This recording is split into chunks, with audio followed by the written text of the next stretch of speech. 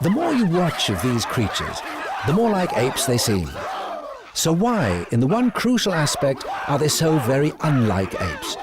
What on earth could have happened to make an ape stand upright and walk on two legs? The answer is, the world changed. Let's travel even further back in time, before even Afarensis was around.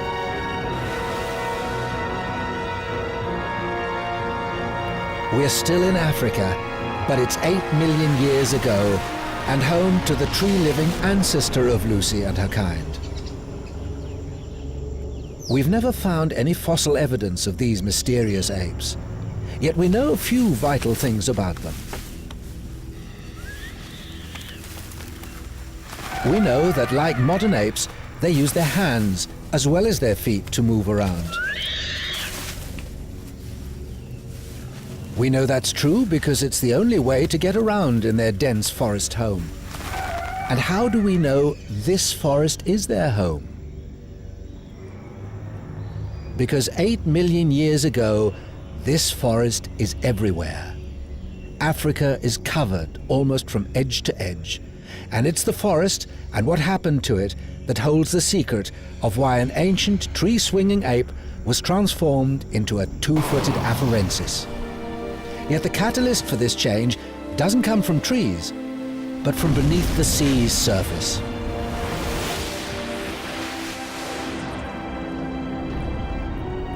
Here, thousands of miles away, the ocean floor is expanding.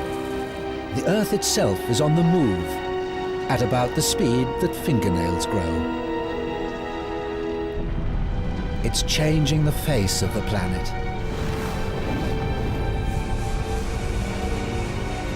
A vast chunk of the Earth's crust has been pushed to the north.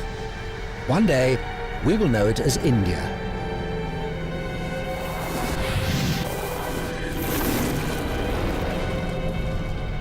Deep underground, as it collides with Asia, it creates a twisted mass of rock, the biggest mountain range on the planet, the Himalayas.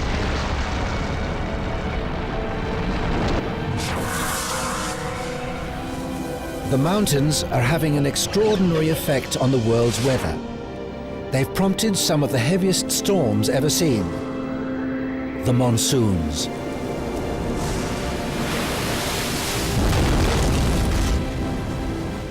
The rains strip the air of moisture, so the air currents that reach Africa are not wet, but dry. The rainforests retreat. Over millions of years, a scattered landscape takes shape. And something else has changed the scenery. A vast chasm, the Great Rift Valley, has ripped through one side of Africa. It's altered the habitat still further. Everything from beetles to apes has had to keep pace with this phenomenal change. Our tree-swinging ancestors have evolved. Forced to spend more time on the ground, they've become the upright walking Afarensis we've met, like Lucy.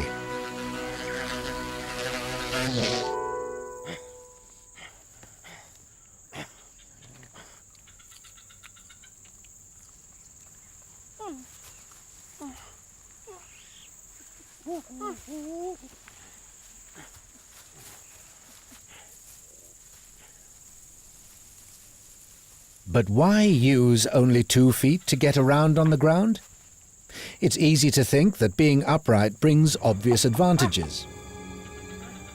Lucy can stand taller and see further, but that also means everything else can see her. It's a black eagle, an expert aerial hunter. An adult Afarensis is too big to take on. But where there are adults, there are infants.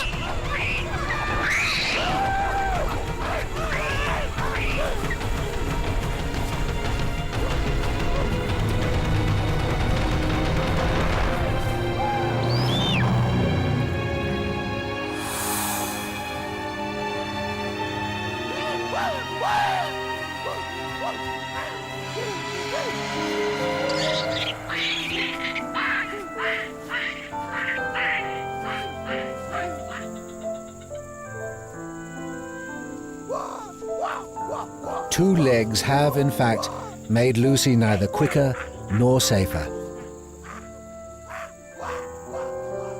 So what is the advantage to Afarensis of walking upright in this new world?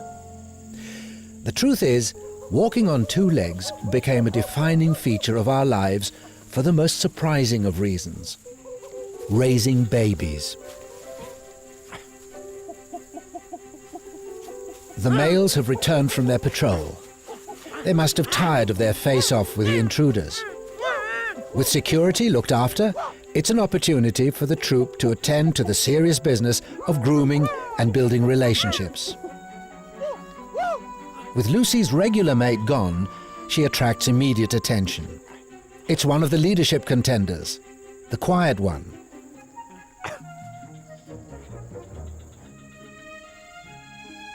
In the natural world, sex and raising babies are the key to a species surviving.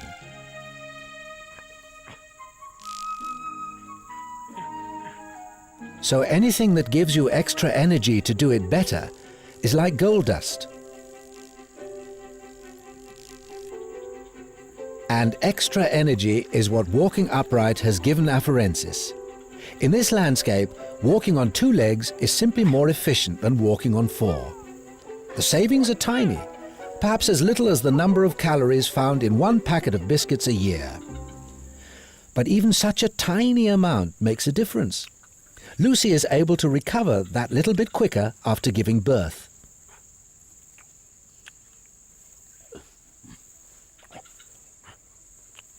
It could mean in a lifetime she could raise 1 more baby. And 1 more baby might be the difference between survival of the species and extinction.